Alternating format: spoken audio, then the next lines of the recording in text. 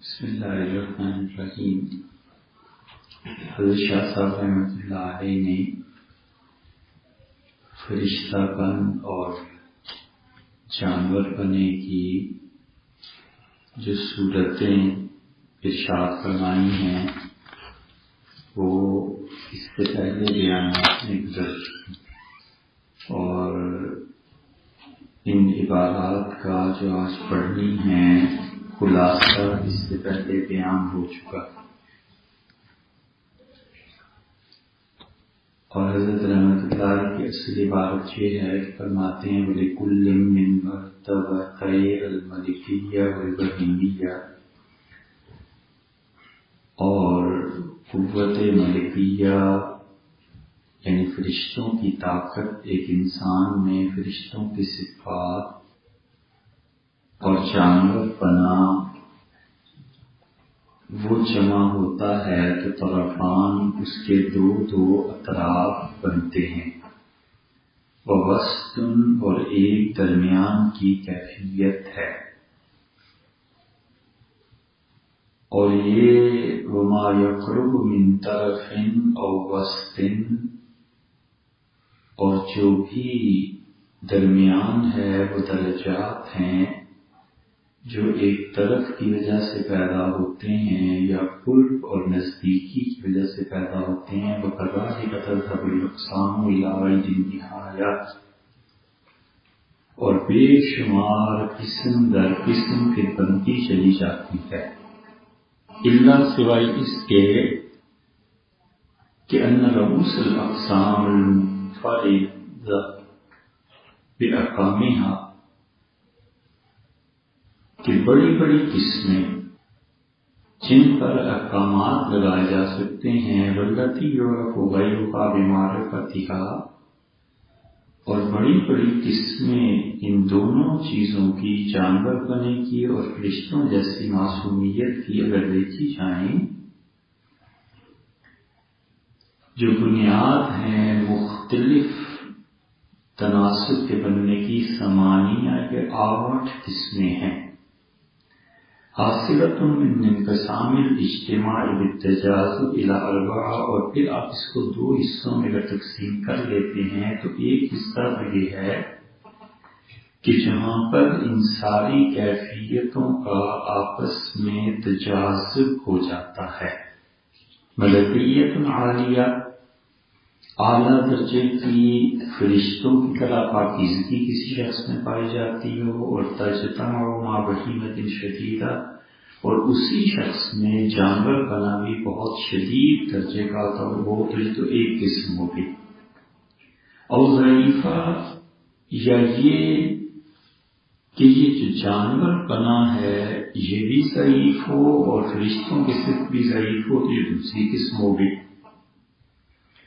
تیسری قسم ملکیت سافلہ، جہاں فرشتوں کی طاقت کمزور ہو اور حیوانیت بڑھ جائے، چوتھی قسم ہو گئی، اور تیسری ہو گئی، اور چوتھی اس کے بالکل برعکس ہے کہ جہاں فرشتوں کی قوت زیادہ ہو اور جانور پنا کم، والاجتماع باصطلاحها ايضا الى 4 مثلها، اور پھر ان چاروں کو اب 2 سے مزید ضرب دے لیں تو یہ 8 بن جائیں گی، کہ چاروں چیزیں جو میں نے بیان کی ہیں، کبھی یہ صفات جمع ہوتی ہیں ایک شخص میں،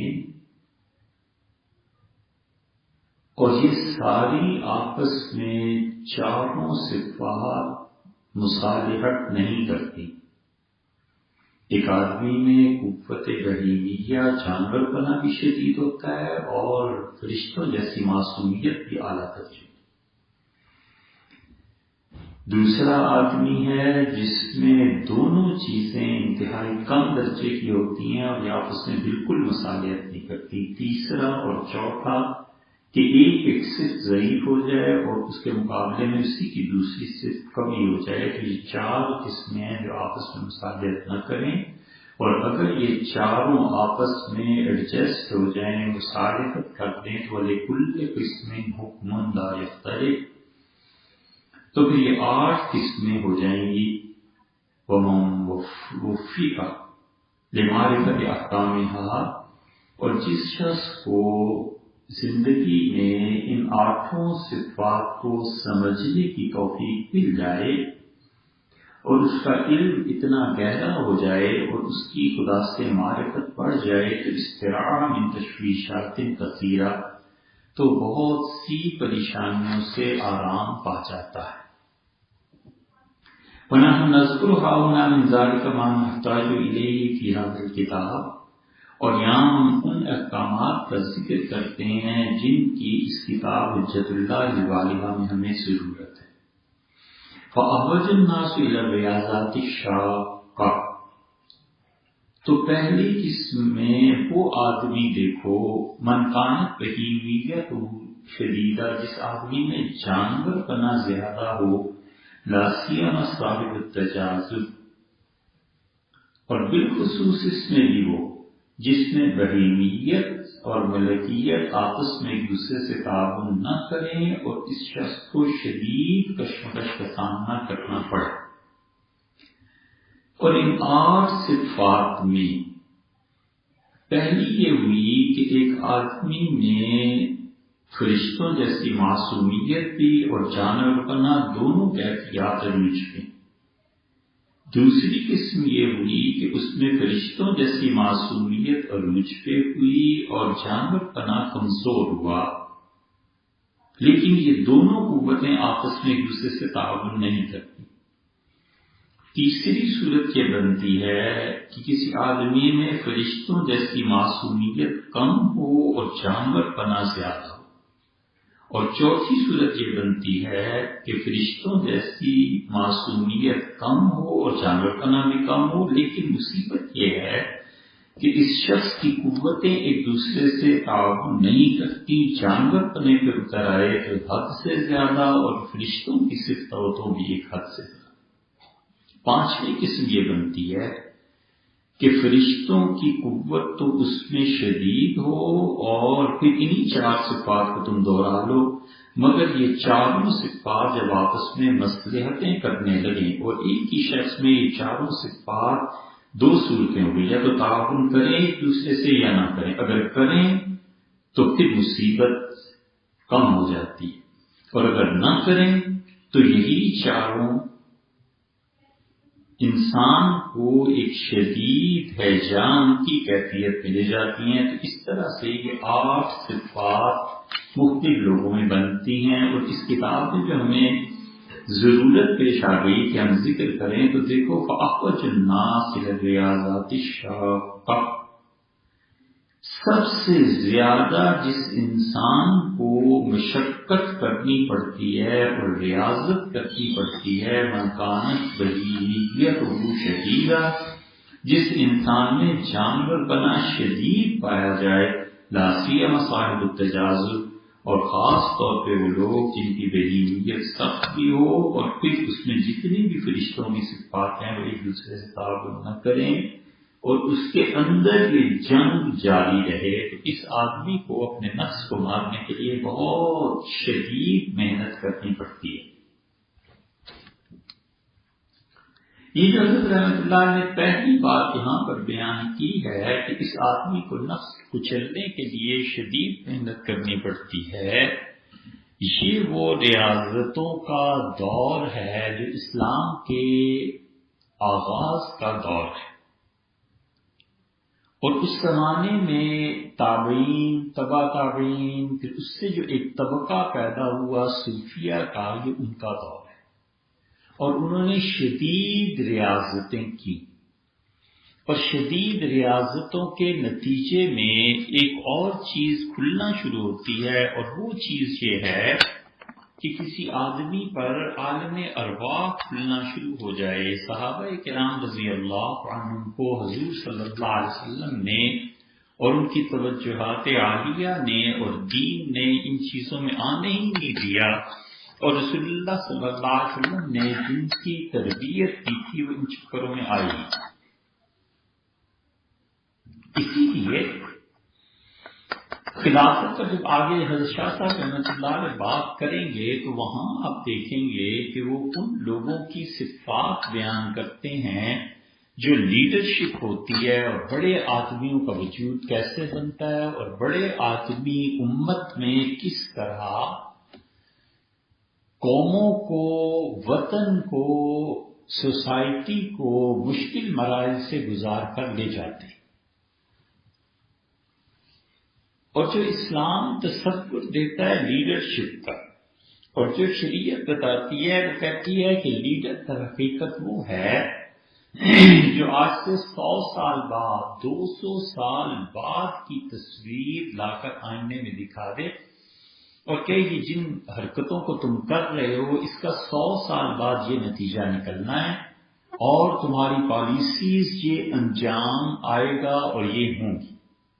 اللہ کے ہاں ایسے نہیں ہے کہ کسی انسان کو محض عبادات میں کثرت سے، کہ چونکہ نماز زیادہ پڑھتا ہے، روزے زیادہ رکھتا ہے، مجاہدہ زیادہ ہے، تو اسے قوم کی قیادت دے دی جائے۔ اس میں بہت بڑا عنصر جو نمایاں ہے وہ یہ کہ اس شخص کی عقل مخلوق خدا کو کتنی راحت پہنچا سکتی ہے۔ یہ وہ چیز ہے جو اللہ غیر مسلموں میں بھی دیکھتا ہے تو انہیں طاقت دے دیتا ہے۔ یہ امریکہ اور روس اور فلاں اور فلاں، یہ ان لوگوں کو جتنی قیادتیں ملی ہیں اس کی ایک وجہ یہ بھی ہے کہ لیڈرشپ 50 100 سال بعد کے منصوبے اپنی قوموں کے لیے سوچتی ہے کہ 100 سال بعد یہاں کیا ہے۔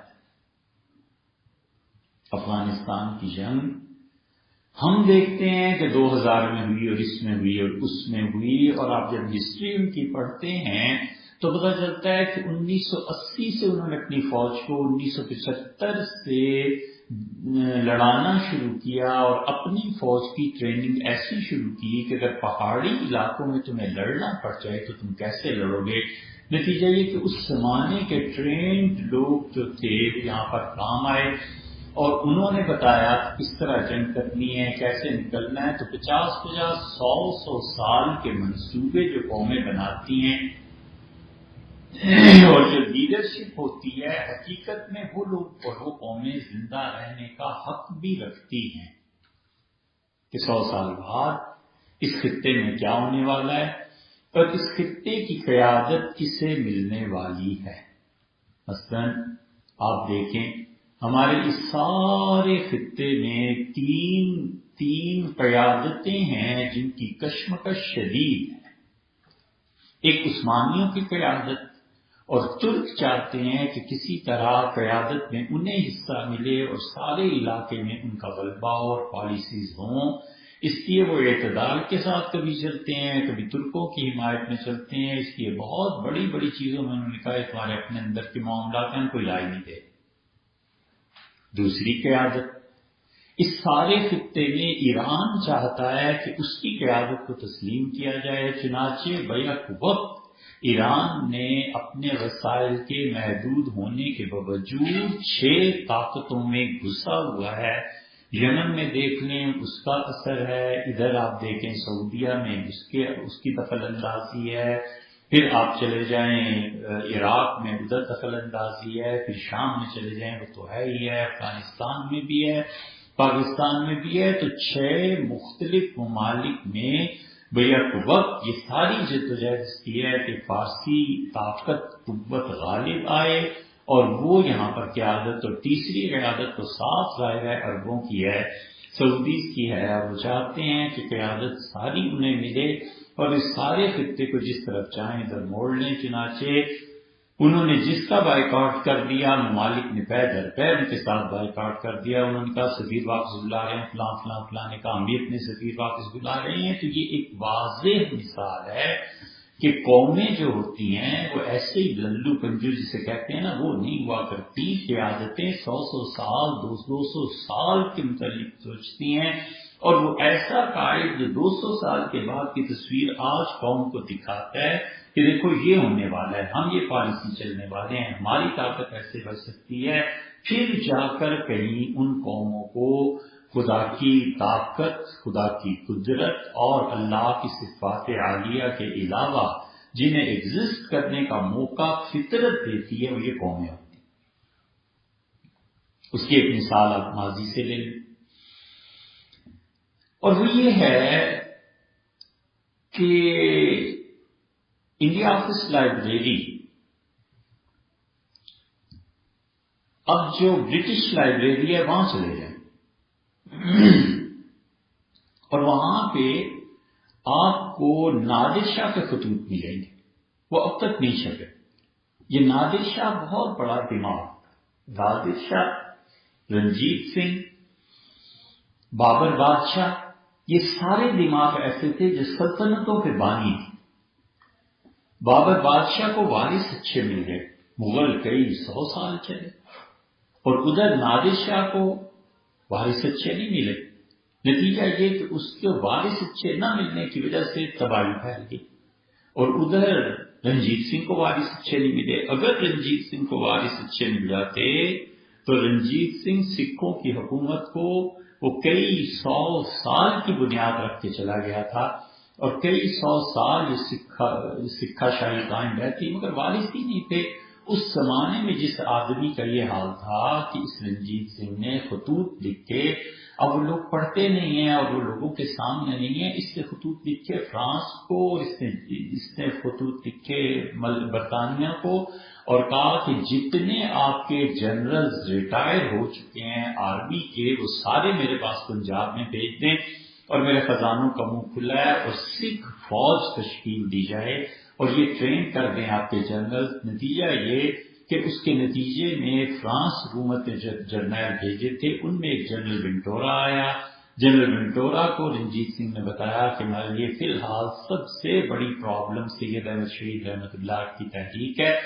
ونٹورا نے سید صاحب رحمۃ اللہ سے جا کے ملاقات کی، خواہش ظاہر کی، قصہ مختصر سید صاحب نہیں ملے لیکن اٹک میں آ کے ملاقات کی، وہاں اسماعیل شہید رحمۃ اللہ نے، وہاں عبدالحی صاحب نے، اور ونٹورا جب واپس گیا تو اس نے کہا یہ مسلمانوں کی طاقت ہے، اگر آپ نے اسے کچلنا ہے تو اس کی یہ طریقے استعمال کیے جائیں، نتیجہ یہ کہ مسلمانوں کی طاقت ختم ہو کے رہ جائے گی۔ اور جنرل ونٹورا نے جو سکھوں کی رہنمائی کی، سید صاحب رحمۃ اللہ کی تحریک بظاہر انہوں نے ختم کر دی۔ یہ ایسا دماغ تھا کہ اپنی قوم کے لیے صدیوں بعد کا سوچتا تھا۔ نادر شاہ کے خطوط ہم نے پڑھے، آپ کبھی منگوائیے، انہیں پڑھیے۔ اس کا خلاصہ یہ کہ اس نے لکھا اس وقت کی دو حکمرانوں کو، اس نے کہا کہ جو ایران ہے نا، یہ جو انقلاب شیعہ نے برپا کیا ہے اور سنیوں کا قتل عام ہوا ہے، سنیوں کا ایسا قتل عام ہوا ہے، ایسا قتل عام ہوا ہے، ایسے ہی نہیں انقلاب اور یہ اور وہ جو باتیں کرتے ہیں انقلاب کی، در حقیقت خون کے بارے میں وہ نہایت شفاف لوگ ہوتے ہیں۔ سعودیہ میں جب وہابیوں کا انقلاب آیا، انہوں نے بے دریغ قتل کیے، حتیٰ کہ حرم میں بیٹھے ہوئے لوگوں کو قتل کرتے تھے۔ کون پوچھ سکتا تھا ان ظالموں کو؟ وہابیت ایسی ہی نہیں آگئی امت نے، بڑے مظالم انہوں نے کیے، تاریخ اب اٹھا کر دیکھیں تو شاہ سعود نے 2 لڑکے جن کی ابھی نئی جوانی، چہرے پہ بال بھی پورے نہیں آئے ہوئے، اور 2 کیوں رکھتا تھا؟ اس لیے کہ پتلے کمزور لوگ تھے، کہتا تھا کہ ایک کو مارو گے تو تم پہ حملہ کر سکتا ہے، 2 اکٹھے رہو، بیعت لو اور مارو جس کو تم دیکھتے ہو، شیر پر بدعت کے نام پہ اکھیڑو، اس طرح کرو، اس طرح کرو، اس طرح کرو۔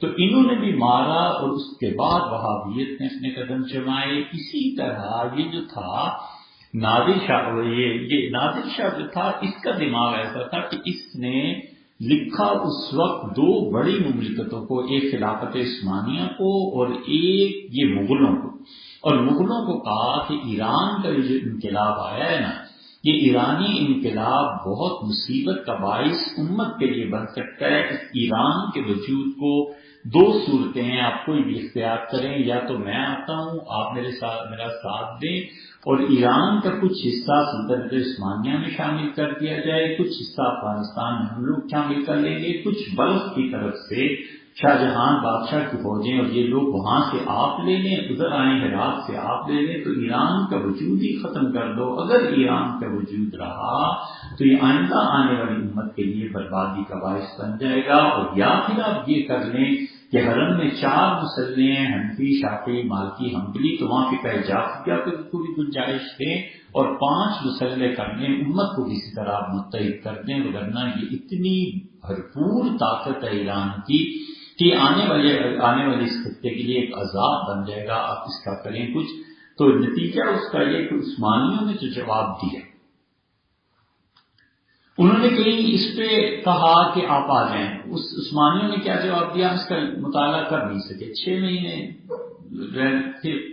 رہنے کا اتنا وقت نہیں ملا، ہم اس کا مطالعہ نہیں کر پائے. مغلوں نے جواب ہی نہیں دیا. 28 سال مغلوں کی حالت یہ تھی کہ بادشاہ سلامت سوئے رہتے تھے، شہزادے دن کو 11-12 بجے اٹھے، دوپہر کا کھانا کھایا، پھر سو گئے. گھٹائیں آئیں اور بارش یوں ہی آئی، اٹھے اور حکم ہوا خیمے اٹھاؤ اور چلو پہاڑ کے دامن میں جا کر شراب پھول گئی. ہو گیا.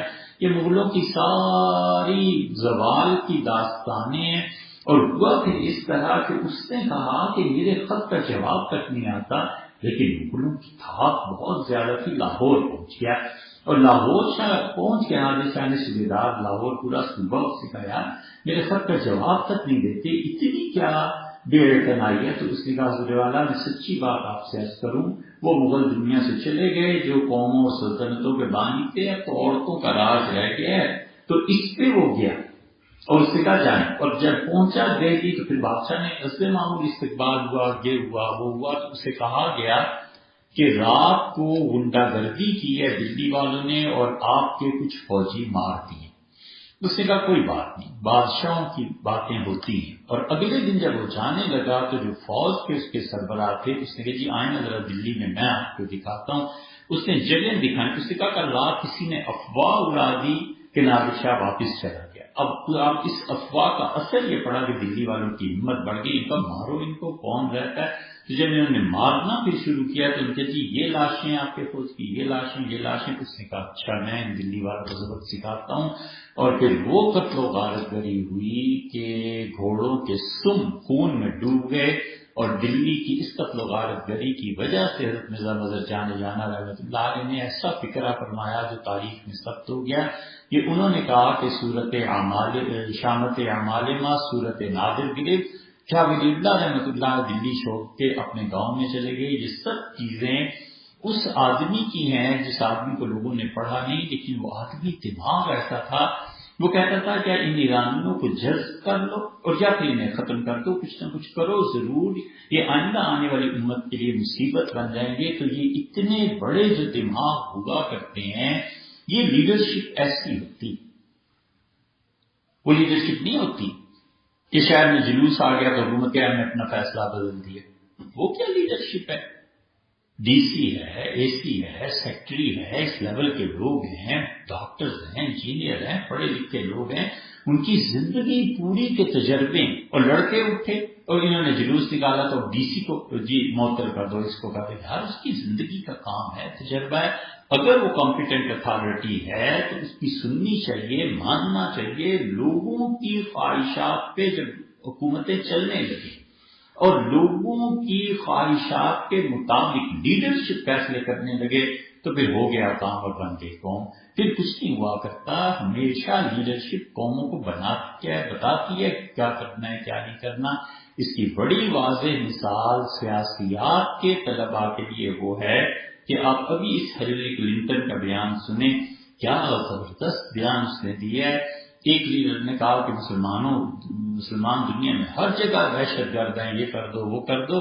اس نے ٹھیک اپنے سیاسی حریف کو پٹا دیا میدان میں اور اس نے کہا مسلمان اتنے خراب ہیں. دیکھو عراق میں کیا ہوا، ہمایوں تھا، ہمایوں آگے بڑھا اور اس نے اتنے قدم چل کے پوری اپنی یونٹ کو بچا لیا.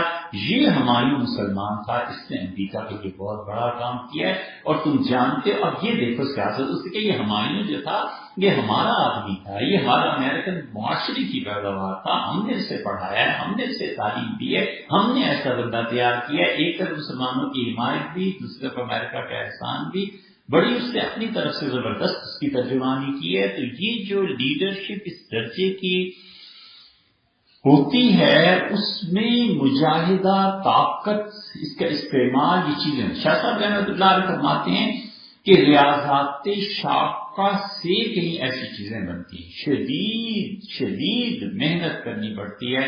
چنانچہ قیادتیں جو سنبھالتی ہیں، سیدنا عمر رضی اللہ عنہ کا خطبہ کمال کی بات انہوں نے کی.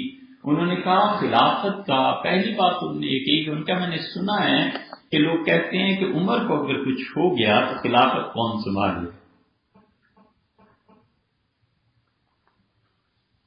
فرمایا مجھے رپورٹ پہنچی ہے انٹیلیجنس کی، اس ہفتے تو میں نے چھوڑ دیا ہے، اگر کبھی آئندہ مجھے رپورٹ ملی نا کہ تم لوگ یہ سوچتے ہو اور بحثیں کرتے ہو کہ میرے بعد کون آئے گا تو میں سر اڑا دوں گا۔ تو تمہارا کیا کام ہے؟ اپنا کام کرو، جو لوگ ہیں اپنے اپنے فیلڈ میں رہیں، کام کریں، خلافت چل رہی ہے، ریاست کی طرف سے کوئی پرابلم نہیں ہے، کوئی محتاجی نہیں ہے، اتنا معاشی طور پہ خوشحال معاشرہ انہوں نے کر دیا تھا، وہ کہہ سکتے اتنا کچھ دینے کے باوجود رمضان آیا، فرمایا دفتر کھول اور لوگوں کو کہو کہ ہر آدمی اپنے روزانہ 3.5 ماشے چاندی یا 7 ماشے چاندی 2 درہم، فرمایا 2 درہم روز لے جایا کرو اپنے روزے کے لیے، یہ اضافی چیز ہے۔ آئے ایک 30 آدمیوں کو کھانا کھلایا، اچھا بھائی کتنا لنگر، اتنا خرچہ آیا ہے، تو میں ایک آدمی کو 30 آدمی ایسے بلاؤ جو ڈٹ کے کھائیں۔ یہ ساری چیزیں کرنے کے بعد ممبر پر بیٹھے اور انہوں نے کہا ایک آدمی نے جو بڑا پیٹو تھا 30 دن میں اتنا راشن استعمال کیا ہے، 30 آدمی جو بڑے پیٹو تھے انہوں نے ایک دن میں اتنا کھانا کھایا ہے۔ میں اس نتیجے پہ پہنچا ہوں کہ فرد کی خوراک اتنی ہے، تو لوگوں میری مملکت کے ہر آدمی کو اتنا آٹا فری ملے گا، اتنی گندم فری ملے گی، اتنے تیل فری ملے گا، اتنی کھجوریں فری ملیں گی، اور پیمانہ اٹھایا اور کہا اے پروردگار میں حضور صلی اللہ علیہ وسلم کی ہر امتی کے لیے اتنا مقرر کرتا ہوں، اور قیامت تک اس امت میں جو آئے اور اس امت کے حکمران بنے اور اس سے کم اپنی رعایا کو دیں، اللہ ان کی عمر کو کم کر دے، ان کے سالوں سے برکت اٹھا، بدعا بھی۔ تو جو آدمی ایسے زبردست ایڈمنسٹریٹر تھے وہ کہتے تمہیں کیا حکومت کا پڑا ہے، تم اپنا کام کرو۔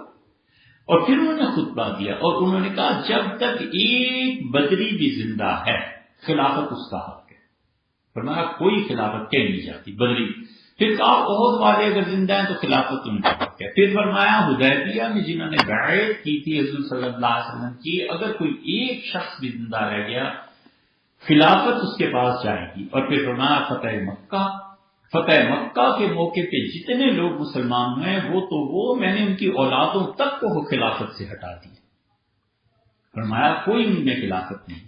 اور فرمایا یہ صحابی ہیں سارے، لیکن یہ رسول اللہ صلی اللہ علیہ وسلم کی مجلس میں نہیں بیٹھے، صحبت نہیں حاصل کی، ٹرین نہیں ہوئے۔ فرمایا خبردار جو فتح مکہ کے موقع پہ جو لوگ مسلمان ہوئے ان کو میں نے کسی کو خلافت میں حصہ نہیں دیا، اور میں خبردار۔ اسی لیے جب 6 رکنی کمیٹی بنائی ہے تو عمر بن العاص رضی اللہ عنہ یہ چاہتے تھے کہ انہیں اس میں شامل کیا جائے، سیدنا عمر رضی اللہ عنہ کو پتہ چل گیا اور بلایا اور شدید ڈانٹا، اور میں عمر اپنی حیثیت پہچانو، تمہیں پتہ ہے جس وقت ہم اسلام کی طرف سے دفاع کر رہے تھے تو ہم تمہیں مارتے تھے اور تم جیسوں کو ہم پوچھتے نہیں تھے، اور آج تم خلافت کے متعلق بات کرتے، خبردار جو تم نے کبھی بات کی۔ اور فرمایا قطعاً ہو نہیں سکتا، اپنے بیٹے کو ہٹا دیا نہیں خلافت کو۔ تو یہ جو چیزیں ہیں یہ اپنے نفس پہ کنٹرول کرنے سے، شدید مجاہدہ جو درکار ہوتا ہے وہ کرنے سے، تاکہ اس آدمی کے دل میں مال کی محبت نہ رہے، مال سے خریدا جا سکے، عہدے کی محبت نہ رہے، اس سے نہ خریدا جا سکے، عورتوں کی محبت نہ رہے، وہ چیزیں۔ اسی لیے عمر رضی اللہ عنہ نے حضرت حذیفہ رضی اللہ عنہ کو خط لکھا، اور حضرت حذیفہ رضی اللہ عنہ نے شادی کر لی ایک عورت سے، یہودی تھی یا عیسائی تھی۔ حضرت عمر رضی اللہ عنہ خط لکھا، فرمایا اسے طلاق دے دیں، تو انہوں نے کہا حضرت کیا یہ حرام ہے؟ اللہ نے قرآن میں اجازت دی۔ فرمایا اللہ نے جس چیز کو حلال قرار دیا ہے میں اسے حرام نہیں کر رہا، مگر یہ بدکارہ عورتیں کوئی سازش اور فتنہ نہ لے آئے اور حکومت کو مصیبت نہ بن جائے، اتنے بڑے عہدے پہ تم ہو، طلاق دو۔ میں یہ نہیں گوارا کر سکتا کہ اتنے بڑے بڑے لوگوں کی بیویاں اور وہ کسی اور مذہب سے آ جائیں اور کل کو ہمیں مصیبت بنی ہوئی ہو۔ یہ ساری چیزیں، اسی لیے ایک مرتبہ کسی سے مذاق فرمایا اور فرمایا یہ زیادہ احتیاط جو ہے نا یہ بدگمانی کے علاوہ کیا ہے؟ بدگمانی اور زیادہ احتیاط ایک ہی چیز ہے۔ تو وہ جو ہنسے اور بات کی تو بات تو واقعی ان کی ایسی ہے کہ آدمی جب بہت زیادہ احتیاط کرتے ہیں چیزوں میں، یہ لوگ تھے جو ریاضات شدیدہ سے گزرے تھے۔ نتیجہ یہ کہ اس کے نتیجے میں قوم میں جو اٹھان پیدا ہوئی تو کچھ لوگوں نے اپنے نفس کو کچلنے کے لیے شدید ریاستیں شروع کی، اور وہ شدید ریاستیں تھی جس پہ شاہ صاحب رحمۃ اللہ فرماتے ہیں کہ من کانت بہیمت شدیدہ، جس آدمی میں جانور پنا زیادہ پایا جائے نا، اور خاص طور پہ وہ جس میں جانور پنا بھی زیادہ ہے، فرشتوں کی ایسی معصومیت بھی زیادہ ہے، اس کی دونوں قوتیں ایک دوسرے سے تعاون نہیں کرتی، تو جب شیطان ہوتا ہے تو اس میں بھی شیطان پناہ مانگتا ہے، اور جب وہ نیک ہوتا ہے تو اللہ کے فرشتے بھی اسے سلام کرتے ہیں۔ اس کو محنت ہوتی ہے شدید مجاہدے کی۔ اسی لیے سیدنا عمر رضی اللہ عنہ نے 6 آدمیوں کی کمیٹی تو بنا دی اور انہیں بلایا اور کہا کہ حضور صلی اللہ علیہ وسلم دنیا سے تشریف لے گئے، وَقَانَ عَنْكُمْ رَاضٍ، اور وہ تمہارے سے بڑے خوش تھے۔ گویا معیار مقرر یہ بھی کیا کہ حضور صلی اللہ علیہ وسلم بھی جن لوگوں سے خوش ہوں خلافت ان میں رہنی چاہیے۔ فرمایا حضور صلی اللہ علیہ وسلم سے بڑے خوش تھے، اور فرمایا کہ دیکھو میں تمہیں بتاؤں، یہ زبیر اگر خلافت تمہارے پاس آ جائے نا تو صرف تجارت ہی پہ لوگوں کو نہ لگا دینا، اور پھر فرمایا کہ علی اگر خلافت تمہارے پاس آ جائے تو اپنی قوم بنو ہاشم اور قریش کو عہدے دے دے کے لوگوں کے سر پہ نہ چڑھا دینا، اور پھر فرمایا عثمان اگر خلافت تمہارے پاس آ جائے تو ایسے نہ ہو کہ تم سخی آدمی ہو اور اپنا سارا خزانہ اپنے خاندان میں بانٹنا شروع کر دو، یہ نہ کرنا۔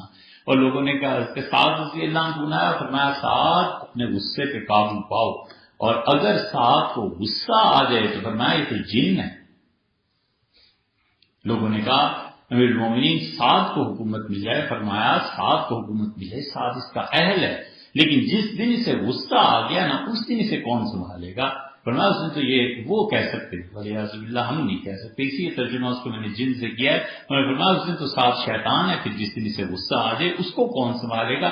ہر ایک کو آگاہ بھی کیا کہ دیکھو یہ چیز، یہ کمی ہے، یہ کمی ہے، یہ کمی ہے، اور اس کے باوجود خلافت فرمایا 6 آدمیوں میں رہے گی، کہیں نہیں جائے گی، اور پھر اس کے بعد کہہ بھی دیا کہ اگر ان میں سے 3 اور 3 ہو جائیں تو پھر عبد الرحمن بن عوف جس گروہ میں شامل ہوں خلافت ادھر رہے گی، اور فرمایا اگر کہ ان میں اختلاف ہو جائے تو ایک صحابی رضی اللہ عنہ کو بلایا اور فرمایا اگر ان میں اختلاف ہو گیا نا اور یہ خلافت پہ متفق نہ ہوئے تو 6 کے 6 مار دیے جائیں، انہیں قتل کر دیا جائے، اور پھر مسلمانوں کو کہا جائے کہ اپنا خلیفہ منتخب کرو۔ اتنی اہمیت تھی ان کے ذہن میں کہ مسلمان اور امت اور رسول اللہ صلی اللہ علیہ وسلم جو کچھ چھوڑ کر گئے ہیں اس کو کسی صورت ضائع نہیں ہونے دینا، اس لیے کمال کی چیزیں انہوں نے کی ہیں۔ انہوں نے جو بھیجا ہے طبری کی تاریخ میں، جیسے سعد رضی اللہ عنہ نے بھیجا ہے صحابی رضی اللہ عنہ کو جب وہ ایران گئے ہیں تو کمال کی جملے انہوں نے کہ طبری نے اپنی تاریخ میں لکھا ہے، اور ساری جہاد کا فلسفہ انہوں نے چند جملوں میں بیان کر دیا ہے۔ ایرانیوں نے کہا یار ہم اپنے ملک میں حکومت کر رہے ہیں، امن سے رہ رہے ہیں، تمہیں کس نے کہا ان پہ حملے کرو؟ کیوں آئے؟ تم سنبھالو اپنی جگہ، ہمیں اپنی جگہ پہ رہنے دو، ہمارے ساتھ کیوں لڑنے آئے؟ تو اس نے کیا خوبصورت ہے اس کا اللہ اختارسن، ہم نہیں آئے، اللہ نے بھیجا ہے۔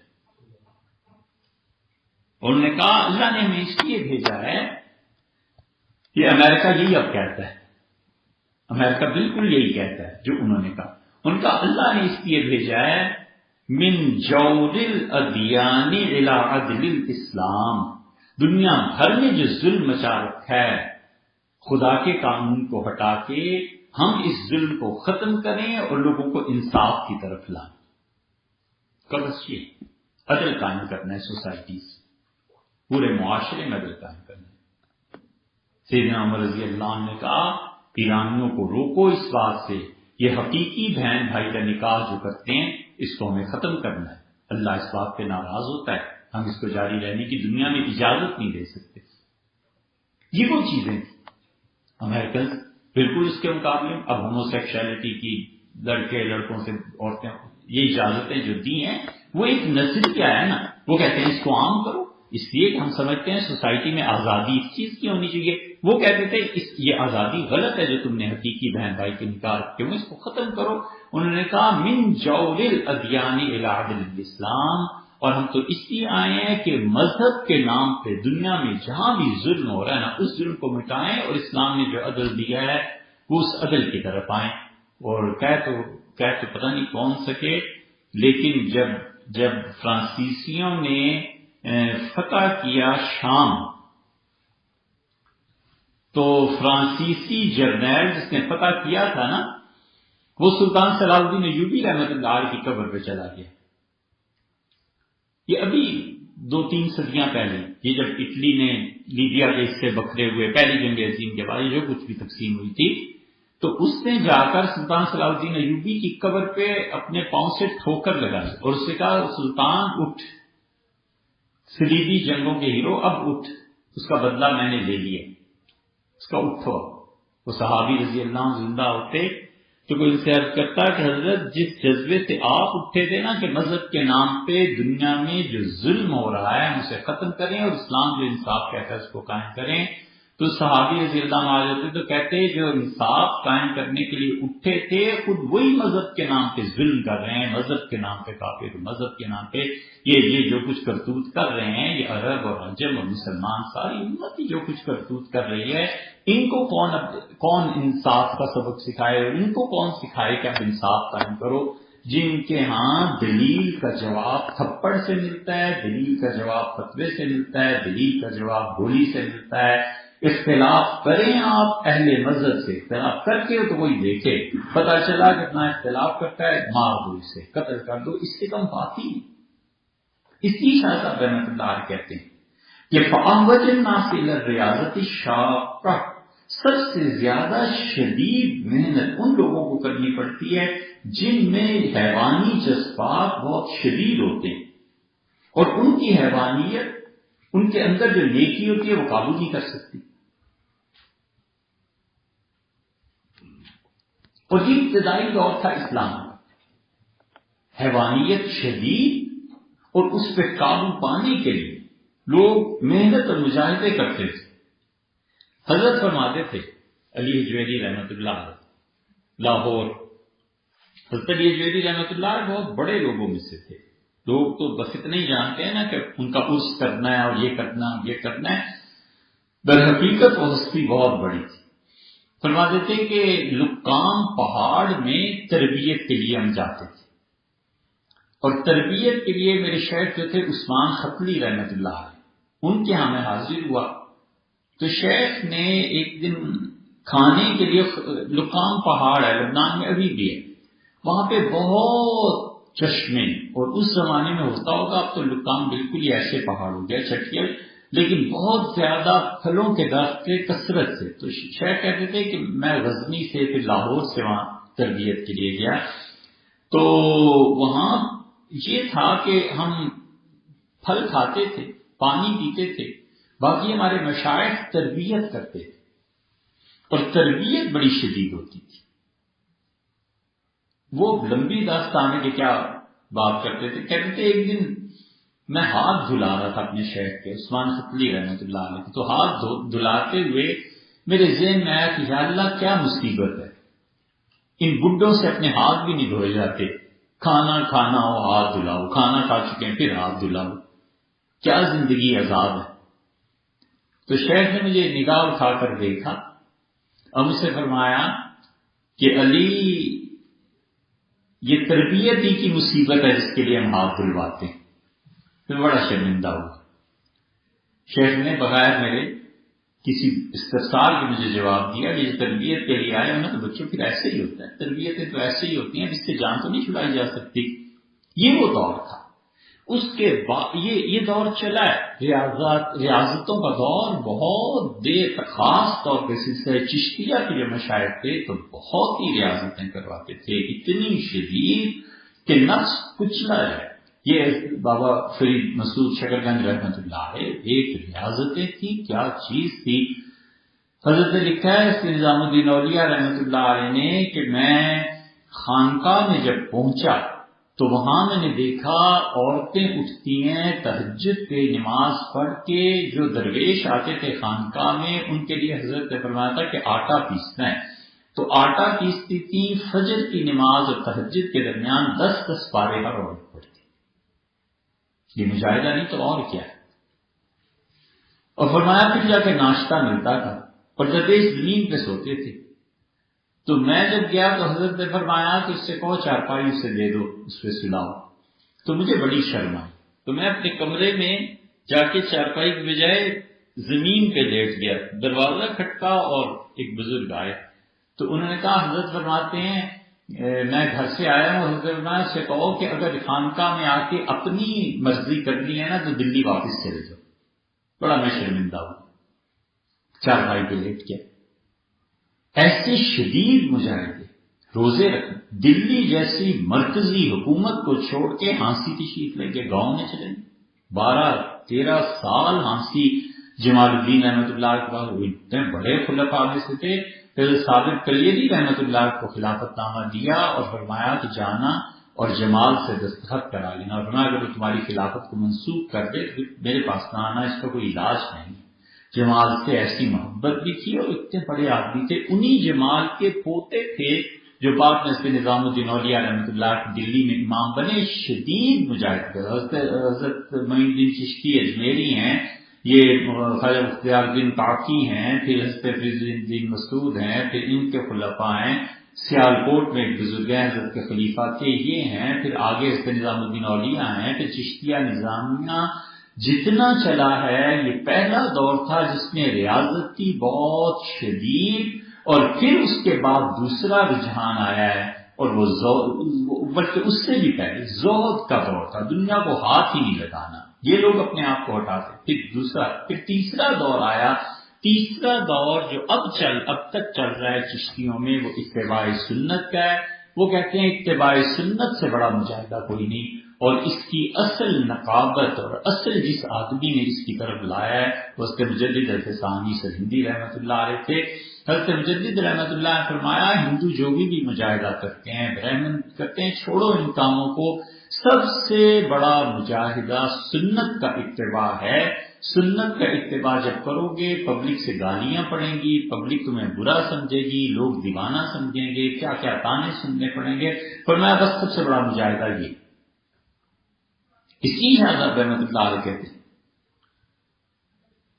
کہ وہ احظاہم بالکمال، اور لوگوں میں سب سے زیادہ کمال کا شخص وہ بنتا ہے من کانت ملکیتہ عالیہ، جس میں فرشتوں جیسی معصومیت اور پاکیزگی۔ ایک چیز آ گئی، اور وہ لوگ صاحب الاصطلاح احسنہم عملا، تو اس آدمی کو تم دیکھو اس کے اعمال بڑے نیک ہوں گے، وہ آداب معاشرے میں رہنے کے اعتبار سے بھی اچھا ہے، وہ صاحب التجاذب، اور یہ وہ لوگ ہیں کہ کشمکش والے جب جانور پنے سے آزاد ہوتے ہیں تو علم کے اعتبار سے زیادہ ہو جاتے ہیں اور عمل میں اتنا آگے نہیں چلتے۔ ولا یبالی بآداب العمل کثیر مبالات، میں تمہیں بتاؤں سب سے اچھے لوگ جن میں فرشتوں جیسی معصومیت زیادہ ہوتی ہے، اور یہ مجاہدہ کر کے اپنے نفس کو رام کر لیتے ہیں، حیوانیت کو بڑھنے نہیں دیتے، جانور پنے کو بڑھنے نہیں دیتے۔ ایک حد ہوتی ہے، وہ اپنے نفس کو کنٹرول میں رکھتے ہیں کہ نہیں اس سے زیادہ نہیں، یہ غلط بات ہے، بس یہ نہیں کرنا۔ کہتے ہیں ان لوگوں کو دیکھو تو علم ان پہ غالب آ جاتا ہے، اور عمل کے اعتبار سے لاپرواہ بھی ہو جاتے ہیں۔ عمل کے اعتبار سے لاپرواہ ہونا یہ بڑی مغلق عبادت ہے حضرت رحمۃ اللہ علیہ کی۔ اسی بات کو کھولنے کا مطلب یہ ہوا کہ یہ شخص بنیادی طور پر جسے کہتے ہیں نا پیدائشی ولی ہے، اس میں معصومیت ہوتی ہے، بڑا سیدھا سادہ بھولا بھالا، اس معاشرے اور سوسائٹی میں پرورش پاتا ہے، اور اپنی جو جانور پنے کی کیفیت ہے اس پہ قابو رکھتا ہے، نہیں حد سے بڑھنے دیتا۔ ایک حد ہوتی ہے، بس اس پہ پہنچ کے رک جاتا ہے، اپنے نفس کو کچلتا ہے کہ نہیں، اللہ نے اس چیز سے منع کیا ہے، حضور صلی اللہ علیہ وسلم نے اس چیز سے منع کیا ہے۔ اس آدمی کو جب علم ملتا ہے نا تو پھر یہ ترقی کرتا ہے، لیکن علم اسے اس درجے کا مل جاتا ہے کہ بظاہر علم شروع ہوتا ہے کس چیز سے؟ لکھنے پڑھنے سے، لکھ پڑھ لیا، لکھنے پڑھنے کے بعد جب نفس کو تہذیب میں لاتا ہے، حسد سے پاک ہوتا ہے، جھوٹ سے پاک ہوتا ہے، فراڈ سے پاک ہوتا ہے، حلال کا مال کھاتا ہے، تو آہستہ آہستہ بڑھتے بڑھتے اس کا علم جو ہے یہ معرفت کی شکل اختیار کرتا ہے، شکل بدلتی، شکل بہت سی چیزوں کی بدلتی ہے۔ آپ اتنی زبردست چیزیں کھاتے ہیں، کتنے اعلیٰ عمدہ پلاؤ بریانی فلاں فلاں کھاتے ہیں، اور اس کی شکل جا کے جسم میں خون بن جاتا ہے، گندگی بن جاتی ہے، اور کیا کیا چیزیں بنتی ہیں، اسی طرح شکلیں بدلتی ہیں۔ اس لیے علم جب ترقی کرتا ہے اور عروج پکڑتا ہے، ایک وقت ایسا آتا ہے جب علم معرفت کی صورت اختیار کر لیتا ہے۔ جب علم معرفت کی صورت اختیار کر لے، پھر اللہ کی طرف سے الہامات شروع ہوتے ہیں، اللہ کی طرف سے پھر ڈائریکٹ علم دیا جاتا ہے۔ اللہ کی طرف سے شاہ صاحب رحمۃ اللہ علیہ خود اس مقام کے آدمی تھے کہ خدا، اسی لیے اس باب کے آغاز میں آپ کو یاد ہو تو میں عرض کیا تھا، حضرت نے خود فرمایا وفقنی اللہ نے یہ باتیں مجھ پہ کھولی ہیں، اور مجھ سے پہلے کسی نے یہ باتیں نہیں لکھی۔ وہ حقیقت میں ان آدمیوں میں سے علم کے بعد معرفت، اور معرفت میں جس انسان پر علم کا غلبہ ہوتا ہے اس کے عمل میں اس اعتبار سے شاہ صاحب کہتے ہیں کمزوری پائی جاتی ہے، زیادہ نفل نہیں پڑھتے، لمبی تسبیحاں نہیں پڑھنی، زیادہ ذکر اذکار، کہتے ہیں ٹھیک ہے یار اللہ کو یاد کرو، مگر اس آدمی کی سوچ، گہرائی، قیادت بہت بڑی چیز بن جاتی ہے۔ یہ نبوت کی راہ۔ صوفیہ کے ہاں کچھ لوگوں کو نبوت کی راہ ملتی ہے اور کچھ کو ولایت کی راہ ملتی ہے۔ ولایت کی راہ سیدنا علی رضی اللہ عنہ کی راہ، لمبے مجاہدے، ہزار نفل پڑھو، ہزار مرتبہ کلمہ پڑھو، یہ ورد کرو، یہ ورد کرو، یہ کرو، یہ کرو، یہ کرو، یہ اولیاء اللہ کی، اور اس میں جذب ہے، لوگ کھینچتے ہیں، ہلکے وسیع ہو جاتے ہیں، ایک ایک بزرگ کے لاکھوں مرید ہو جاتے ہیں۔ یہ کوئی اچھی بات نہیں ہے کسی کے لاکھوں مرید ہونا، ہمارے یہاں تو لوگ بہت بڑا اسے سمجھتے ہیں، لیکن جہاں لاکھوں مرید ہو جاتے ہیں نا، وہ تربیت کتنوں کی کرے گا؟ آخر شیخ کے پاس کتنا وقت ہوگا، کتنے لوگوں کی تربیت کرے گا؟ ہوئی ایک حد ہوئی، 1000 آدمی مرید ہوئے، 500، اس کا یار بس اس کے بعد نہیں کر سکتے، میں اتنے آدمیوں کو سنبھال لوں تو کافی۔ اور رات ہی ہوتی ہے، اب کتنے بچے ہیں، ایک آدمی ایک عورت ہے، 10 بچے ہو جائے تو کس کو سنبھالے گی بیچاری؟ وہ کہتی ہے 4-5 بچے 10 کافی، میں اتنے ہی کر سکتی، اس سے زیادہ نہیں۔ بالکل یہی مثال ہے آسانی سے سمجھنے کے لیے کہ مریدوں کی بھی ایک حد ہوتی ہے، وہ کہتے ہیں اتنے آ گئے ہلکے میں، بس کافی ہے بھائی، اب بیٹھ ختم ہو گئی۔ اور ایسے بھی ہوتے ہیں جن کو ہزاروں نہیں لاکھوں مرید مل جاتے ہیں، لاکھوں مرید مل گئے، کام کتنوں کا ہوا، انسان کتنے بنے، سلوک کتنوں نے طے کیا، مراقبات کتنوں نے کیے، اللہ تک پہنچنے کی معرفت کی راہ کتنوں نے حاصل۔ سیدنا علی رضی اللہ عنہ کے سلاسل جو ہیں ان میں یہ چیز ہے کہ وہاں ولایت بہت زیادہ، جذب بہت زیادہ، لوگوں کا رجوع بہت زیادہ، نورانیت، روحانیت، انوار، اچھے خواب، یہ سب کچھ ہوتا ہے۔ ایک راہ ہے نبوت کی، نبوت کی جو راہ ہے اس میں بندے تھوڑے، آدمی تھوڑے، نفل تھوڑے، ذکر اذکار معمولی سے، لیکن وہ جو شعور کی بلندی ہے یہ پہنچا دیتی ہے کہ سیدنا ابو بکر رضی اللہ عنہ، امام جعفر صادق رحمۃ اللہ علیہ، سلمان فارسی رضی اللہ عنہ، یہ جو راہ ہے یہ راہ بہت بڑی ہے، اور اس میں علم کا غلبہ ہو جاتا ہے، اور یہ در حقیقت وہ راہ ہے جس پہ حضور صلی اللہ علیہ وسلم تشریف لائے۔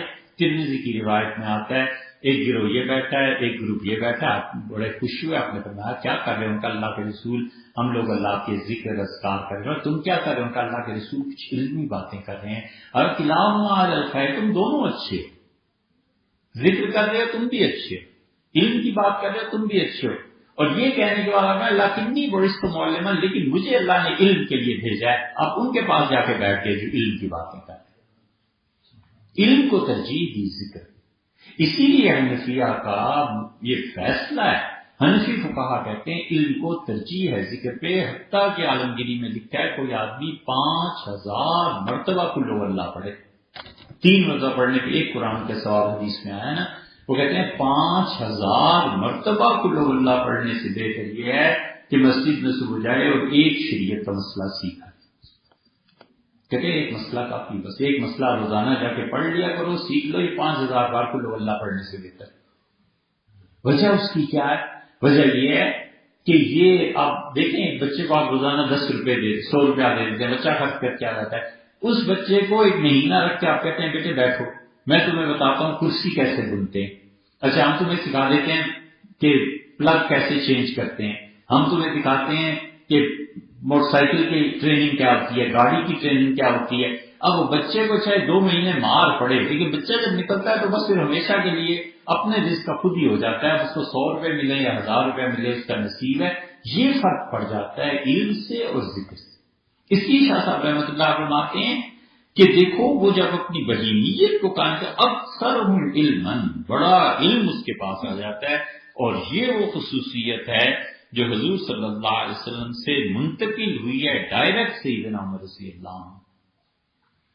اسی لیے رسول اللہ صلی اللہ علیہ وسلم میں نے رات دیکھا کہ مجھے دودھ پلایا گیا، اور آپ نے فرمایا مجھے پھر اس نے کہا دودھ پیو، پھر کہا دودھ پیو. میں نے دودھ پیا، پھر خواب میں دودھ، پھر خواب میں دودھ، حتیٰ کہ اس دودھ کی چمک میرے ناخنوں میں آ گئی. میں نے فرشتوں سے کہا، میں نے کہا بس اس سے زیادہ نہیں پی سکتا. تو فرمایا پھر میں نے دیکھا ادھر ادھر، اور جو دودھ بچ گیا تھا مجھے فرشتے پلا رہے تھے، میں نے پھر عمر کو دے دیا. فرمایا یہ عمر کا حصہ ہے. وہ دودھ علم تھا حضور صلی اللہ علیہ وسلم کو دی. اسی لیے فرمایا میرے بعد اگر کسی کو نبوت ملتی تو یہ عمر رضی اللہ عنہ کو مل جاتی. سیدنا عمر رضی اللہ عنہ میں اتنا علم تھا کہ ان کے انتقال کے بعد عبداللہ بن مسعود رضی اللہ عنہ کے سامنے ذکر آیا تو ابن مسعود رضی اللہ عنہ سر جھکا کے رونے لگے، اور حتیٰ کہ جو نیچے پتھر تھے زمین تر ہو گئی ان کے آنسوؤں سے. اور انہوں نے کہا اس وقت ہم امت میں جتنے صحابہ رضی اللہ عنہ ہیں نا، جتنے اس وقت امت کے مسلمان ہیں، ان سب کا علم جمع کرو تو اس میں 90% عمر کا علم ہے. ہم تو 10% کے کھاتے میں ہیں. ابن مسعود رضی اللہ عنہ ایسے آدمی کا کہنا جس سے خود حضرت عمر رضی اللہ عنہ کہتے ابن مسعود سے کہو فتویٰ دے اس پہ. ایک آدمی کو عبداللہ ابن مسعود رضی اللہ عنہ نے ایک بات کہہ دی کہ یوں کرو، تو آپ خود نہیں کرتے، تو انہوں نے کہا میں معذور، میرے پاس عذر ہے، میں نہیں کر سکتا ایسا، لیکن اچھی بات ہے تم کرو. کسی نے یہ بات جا کر عمر رضی اللہ عنہ کو بتا دی مدینہ منورہ کہ عبداللہ ابن مسعود نے کوفہ میں کسی کو نصیحت کی ہے، اور اس لڑکے نے آگے سے جواب دیا اور کہا عبداللہ آپ خود نہیں کرتے. تو انہوں نے فرمایا بھائی میں نہیں کر سکتا، میری صحت اجازت نہیں دیتی، لیکن تم کرو. یہ بہت اچھی بات ہے. ابن مسعود رضی اللہ عنہ روزے زیادہ نہیں رکھ سکتے، نماز پڑھتے رہتے. کسی نے کہا حضرت روزے آپ نہیں رکھتے اتنے جتنے اور صحابہ رضی اللہ عنہ رکھتے. میں روزے رکھنے سے مجھے ذوف ہو جاتا ہے، کمزور پڑ جاتا ہوں، اور جب کھاتا پیتا رہتا ہوں دن کو تو نماز اچھی پڑھ سکتا ہوں، اور نماز مجھے روزوں سے زیادہ اچھی لگتی ہے. اب نفل نماز پڑھنا اور نفل روزے رکھنا دونوں میں کیا افضل ہے؟ کسی صحابی رضی اللہ عنہ نزدیک وہ اچھا ہے، کسی کے نزدیک یہ اچھا. اس میں وہ کہتا ہے آدمی خود کہ میں مدینہ منورہ گیا تو حضرت عمر رضی اللہ عنہ نے مجھ سے کئی سال گزر گئے، پوچھا، میں نے اپنا تعارف کرا تم وہی ہو فلاں فلاں. میں نے کہا جی. سیدنا عمر رضی اللہ عنہ جھکے اور میں سمجھ گیا میری سختی آئی تو میں بھاگا. انہوں نے زور سے پتھر دے مارا مجھے لگ جاتا، میرا سر کھل جاتا. فرمایا تم عبداللہ کی بات پہ تم نے یہ کہا تھا کہ آپ کیوں نہیں کرتے؟ تمہیں پتا نہیں عبداللہ کون ہے؟ اور اہل کوفہ کو ایک خط لکھا اور اس میں لکھا اوسرت علی نفسی، عمر اپنی جان کی قربانی دے کے عبداللہ کو بھیج رہا ہے. میرا اس کو جدا کرنا اپنی جان پہ کھیلنا ہے، میں بھیج رہا ہوں تاکہ تمہیں تعلیم دیں.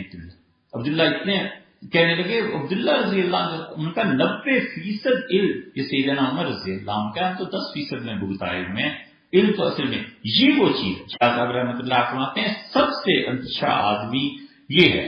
وَأَزْهَدُهُمْ فِي الْأَمُورِ الْعَظَامِ أَضْعَفُهُمْ بَهِيمًا، اور پھر برے کاموں میں گناہوں سے سب سے زیادہ دور وہ لوگ ہوتے ہیں جن میں گناہ کرنے کی طاقت ہی نہیں ہوتی. لیکن صاحب العالیہ، لیکن جن لوگوں میں البتہ ملکیت عالیہ والے خود چھوڑ دیتے ہیں اور اللہ کی طرف متوجہ ہونے کے لیے، فارغ ہونے کے لیے، ملکیت سافلہ والا اگر جانور پناہ چھوڑ دے تو سب کچھ چھوڑ دیتا ہے آخرت کی تیاری کے لیے، ورنہ یہ چھوڑ دیتا ہے سستی کے طور پر.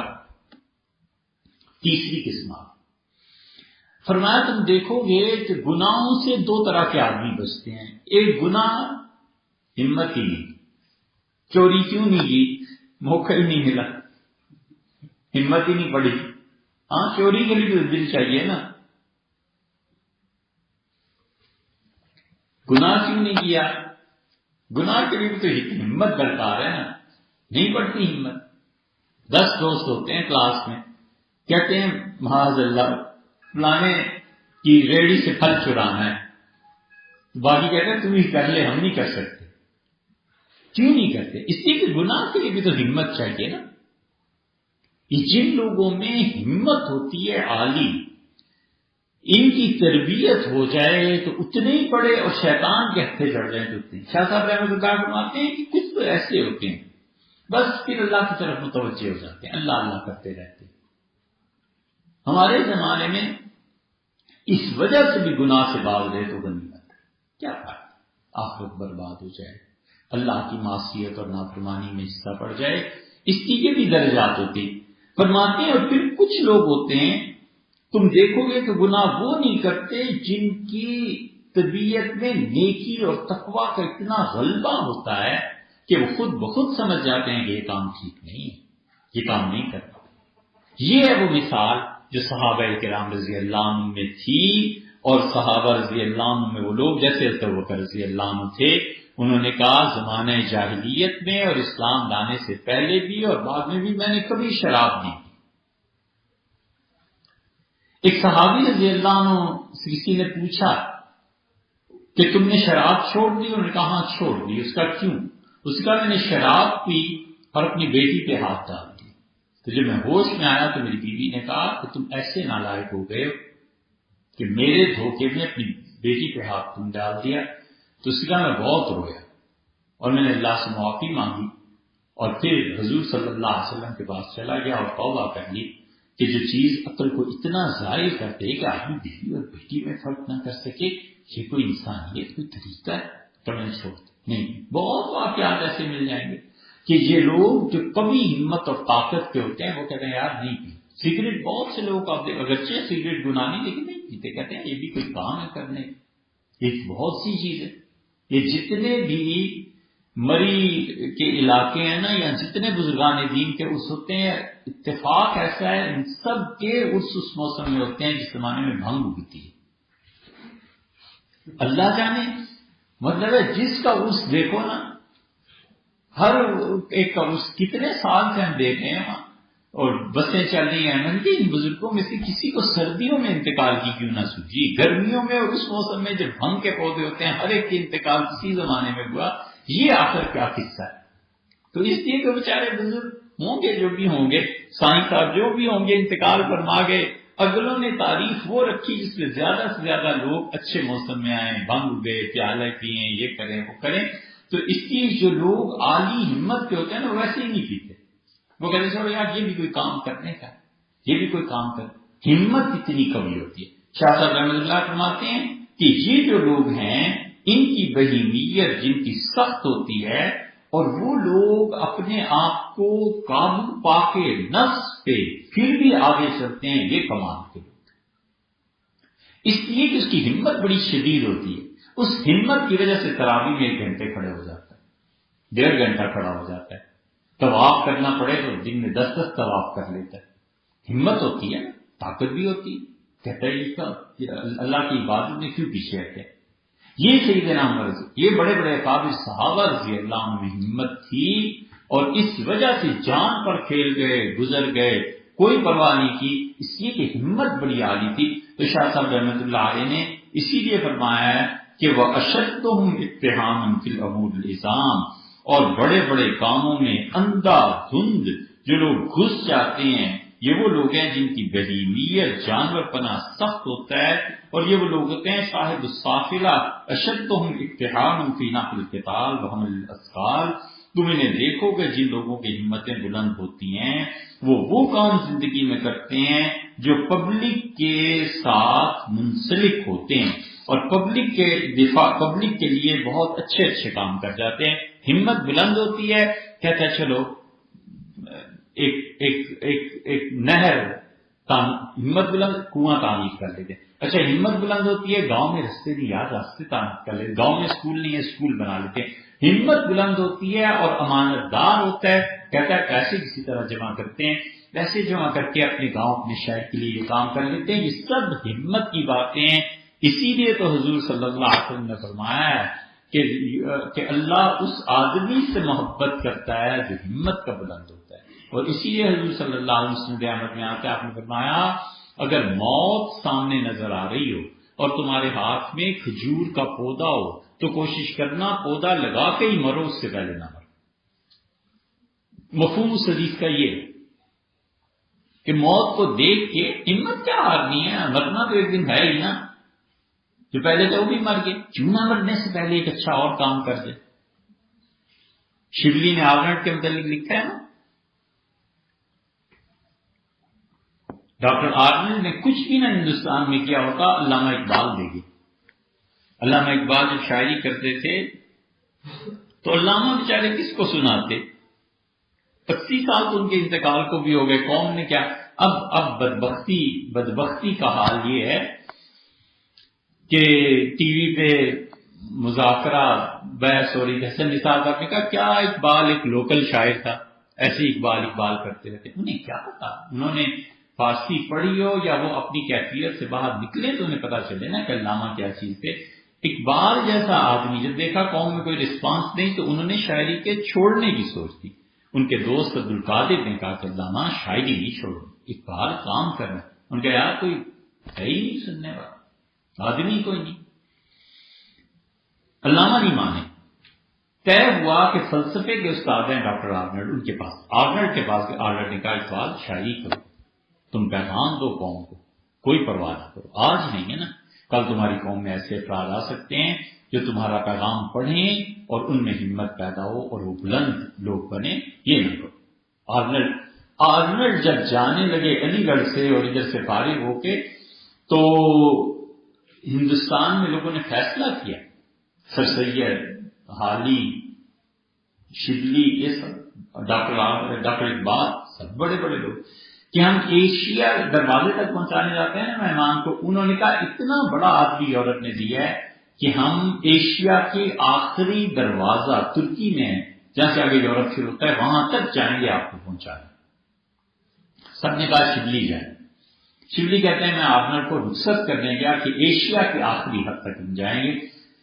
تو جہاز دوڑنے لگا. صبح سارے مسافر اٹھ بیٹھے، جہاز ڈوبنے کا اعلان، ایمرجنسی ہو گئی، سب کچھ ہو گیا کہ جہاز کا انجن فیل ہو گیا اور انجن گر گیا.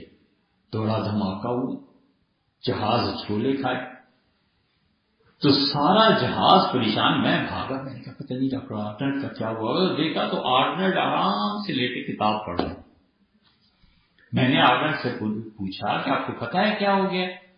تو اسے بڑے ہی بے نیاز سے کہا مجھے پتہ ہے کیا ہو گیا. میں نے کہا آپ کو پتہ ہے اس طرح؟ ان کا مجھے سب پتہ ہے، جہاز ڈوب سکتا ہے، ہم مر جائیں گے، مجھے سب پتہ ہے. میں نے کہا کمال ہے، اتنا بڑا حادثہ ہو رہا ہے اور آپ کتاب پڑھ رہے ہیں. اس نے کہا شبلی دیکھو مرنا تو ہے ہی، کیوں نہ 4 لفظ پڑھ کے ہی مرے. مرنا ہی ہے نا تو 4 لفظ پڑھ کے کیوں نہ مرے. میرے شور مچانے سے کیا فائدہ ہوگا؟ آرام سے تم بھی جاؤ، سونا ہے تو سو جاؤ، پڑھنا ہے تو پڑھو. جن کا کام ہے اس جہاز کو سنبھالنا اور انجن کو درست کرنا وہ کرے، میرا تمہارا کوئی کام نہیں. یہ ہے وہ چیز کہ صاحب ہمت لوگ وہ اپنے میدان سے فرصت ہی نہیں ملتی اپنے کاموں سے دوسرے کی طرف کیا دخل دینا.